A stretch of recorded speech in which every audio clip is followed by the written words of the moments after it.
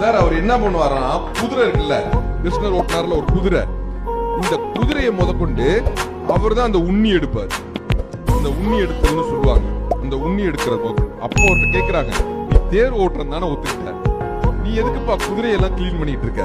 குதிரையை கிளீன் பண்றதுக்குலாம் ஆள், நீ கடவுளியா? அதுக்கேத்தாப்புல நீ மேனேஜரியா? நீ வந்து சீனியர் மேனேஜரியா? நீ வந்து எதுக்கு வந்து குதிரையோடைய கிளீன் பண்ற? கிருஷ்ணர் சொன்ன வார்த்தை என்ன தெரியுமா? கிருஷ்ணர் சொன்ன வார்த்தை என்ன தெரியுமா? இந்த குதிரைக்கும் எனக்குமான உறவு வர வேண்டும் என்றால் இந்த குதிரையை நான் தான்ப்பா குளிப்பாடணும். இந்த குதிரைக்கு எனக்கு ஒரு பாண்டிங் ஏற்படணும்ல.